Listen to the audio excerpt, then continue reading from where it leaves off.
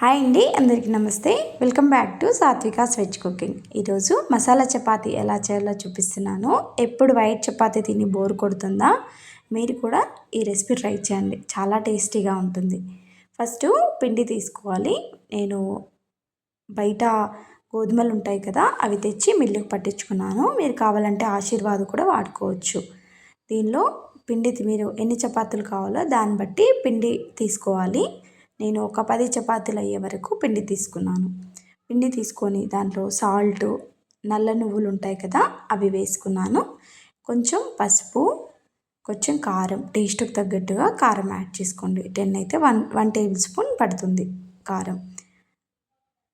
కొంచెం జీలకర్ర, కొంచెం ఆయిల్ కూడా వేసుకొని ఇలా మొత్తం పిండికి బాగా కలిసేటట్టు కలుపుకోండి. మొత్తం ఇలా కలుపుకున్నాక మెంతి కూర సన్నగా తరుక్కొని వాటర్లో వేసి బాగా కడిగి దీంట్లోకి వేసేసుకోండి. ఏ ఆకులైనా వేసేసుకోవచ్చు. మెంతి కూర, పాలకూర ఏదైనా సరే వేసేసుకొని కూడా చేసుకోవచ్చు. ఇప్పుడు దీనిలోకి మెంతి కూర వేసేసుకున్నాక బాగా పిండికి బాగా పట్టేటట్టు కలిపేసుకోండి. వాటర్ ఏం పోయకండి, ఇప్పుడే ఫస్ట్ కలుపుకున్నాకనే వాటర్ పోసి కలుపుకోవాలి. ఫస్ట్ ఇలా మొత్తము బాగా కారము, ఆకులు అన్నీ కలిసేటట్టు కలుపుకున్నాక ఇప్పుడు కొంచెం కొంచెం వాటర్ వేసేసుకుంటూ పిండి కలుపుకోవాలి. మనము నార్మల్గా చపాతీ పిండి ఎలా కలుపుకుంటామో సేమ్ అదే విధంగా కలుపుకుంటే సరిపోతుంది. ఇలా ఒకేసారి వాటర్ వేయకుండా కొంచెం కొంచెం వాటర్ పోసేసుకుంటూ ఇలా పిండి ముద్ద అనేది ఈ విధంగా అయితే సరిపోతుంది. ఇలా అయ్యాక ఒక 2-3 డ్రాప్స్ ఆయిల్ వేసేసుకొని మళ్ళీ ఒకసారి బాగా 2 మినిట్స్ ఇలా బాగా కలుపుతూ ఉండాలి పిండి. అప్పుడే చపాతీ అనేది సాఫ్ట్గా వస్తుంది. మీరు మార్నింగ్ చేసినా ఈవినింగ్ వరకు మెత్తగా ఉంటుందండి.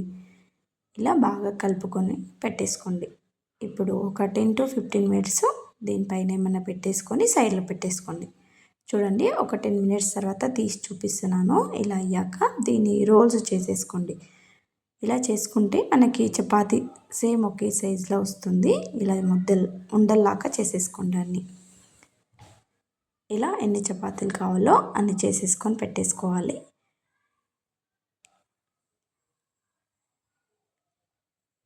అన్నీ ఒకే సైజ్ చేసేసుకున్నాను చూడండి. ఇప్పుడు కొంచెం పొడిపిండి కింద వేసేసుకుంటూ ఇప్పుడు చపాతీ అనేది ఇలా తిప్పుకుంటూ చేసేసుకోండి. ఎందుకంటే కొంచెం మెత్తపడుతుంది పిండి అనేది. మెత్తగానే ఉండాలి, మళ్ళీ గట్టిగా తడిపితే చపాతీ అనేది గట్టి పడుతుంది. ఇప్పుడు పెనం పైన వేసేసుకొని కొంచెం ఆయిల్ కానీ నెయ్యి కానీ వేసేసుకొని 2 సైడ్స్ కాల్చేసుకోవాలి. ఇలా చూడండి, 2 సైడ్స్ ఈవెన్గా కాల్చుకుంటే సరిపోతుంది. చాలా ఈజీగా చేసేసుకోవచ్చు.